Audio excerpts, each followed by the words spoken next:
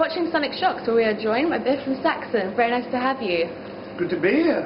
Okay, so I guess the biggest news at the moment for Saxon fans is that you've just announced a world tour in April.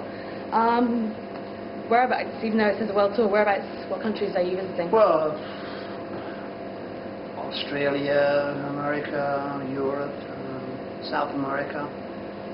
Doing some stuff in sort of Singapore area, India, I think. There's a lot of gigs to be announced that aren't on the website yet, so we're looking forward to it. Okay, one of those dates is in London on St George's Day, which has become a bit of a tradition. Why have you chosen Well, we didn't do it last year on St George's Day. Well, I think it just dropped on this time, very lucky, that our London show was on St George's Day. I think our agent, Steve Strange, phoned me up and said, we can get the London show on St George's Day, and I went, yeah, go for it. But, I don't know if it'll be a special, musically, St George's Day, but yeah, it'd be great. Okay, and then... There are a lot of flags flying. Of course. In March, you also have a new album coming out. Can you tell us a little bit more about that, please? Well, we're recording it now. I just started recording it, so it's a little bit of a race to get it finished.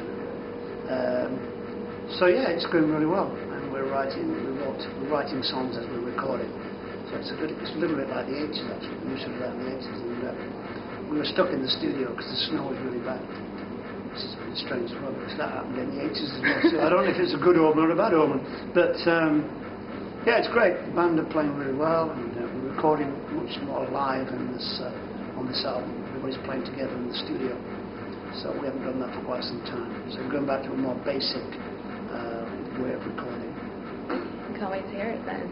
Now earlier on this year you played the High Voltage Festival, which was its first year. How would you compare that to the likes of Hard Rock Hell? Well, yeah, it was good High Voltage. I don't know if the site was a bit odd. People had to walk a long way between bands, and if you wanted to see, say, if you wanted to see Zakk Wylde and you wanted to see, Heaven and Hell thing, you couldn't because they were both at the same time. So I think I don't really know actually. It was great for us, but I don't think Zakk Wylde had a great audience there because they were all off to see the sort of Ronnie James Dio thing. But yeah, I liked it. Hopefully it'll get better and better and better, I think. Yeah. We heard interviewing earlier on with Black Star Whiskey, and they said that Saxon has been a major inspiration for them. Have you heard their music yet? With who? Black Star Whiskey. Oh yeah, the American guys. Yeah. No, I'm about to listen to their CD, so we'll have a look. I mean, a lot of American bands that were influenced by the British thing really were. It's surprising. Metallica and a lot of bands actually. Pantera, Machine Head, and all those. They're all like really highly influenced by Bruce Maiden, that type of thing. Are there any bands in particular who say they've been influenced by you that you feel particularly proud of? Well, all of them really. I mean, and obviously Metallica are probably the biggest ones that say we were their favourite band. But yeah, a lot of bands. Some bands that you wouldn't think. Bands like Down are huge Saxon fans, and they grew up with Saxon, so they're huge fans. So well, we like it. We think it's great. Saxon's been going for 30 years strong now, no breaks in between. How have you managed to stay so powerful, I guess? I don't know really. We just keep going, and we have we have our sort of music life, and then we have our private life, and we tend to keep it separate. So I think that works quite well. This Jekyll and Hyde thing, schizophrenic lifestyle. So I think that works pretty well, and keeps you more sane, So you're not exactly totally out of your head all the time. Yeah. It's okay to be out of your head, for 6 months. I think the other 6 months you have to be a bit more sanity. Now, earlier on this year, you played Download Festival, where you played your Wheel Steel album in full. That's right. Which was a wonderful show, may I say. Have you got any more festivals planned for next year, and will you also be doing another album in full? We're doing a lot of festivals next year, but I can't tell you which ones we're doing because they won't let me. But we are doing quite a lot next year that will be announced soon.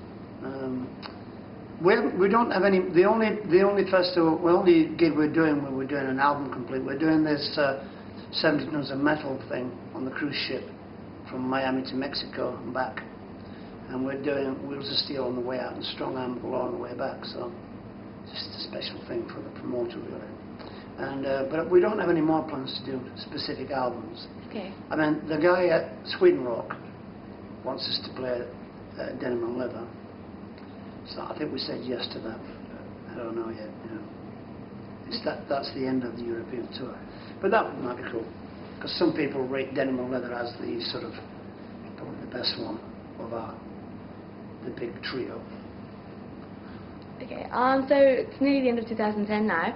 Who has been your favourite band over the last 12 months? Last 12 months. Yeah. There are some great new bands, and you know, I've seen some great performances actually. I thought Machine Head's performance at Wacken was exceptional. We played there with them last year. I think the band called Virgin Mary is probably going to be quite big. They seem to be doing the right things, so keep our fingers crossed for them. And there's a few bands doing our tour. You know, Fury UK are out with us in the UK, and there's a couple of new bands in Europe out with us. But you know, basically we like to give young bands a chance. You know, it's good for them, even if they just play 30 minutes. You know, that's what we got when we first started. Yeah. I think on the Motorhead tour we got 15 minutes. But you know, it's you have to make it the most important 30 minutes of your life, really. That's the secret. Yeah. Okay, well, thank you. I think it's all the time we've got now. So good luck with the show tonight, and best of luck for the rest of the show. Yeah, great. Thank you very much. Thank you.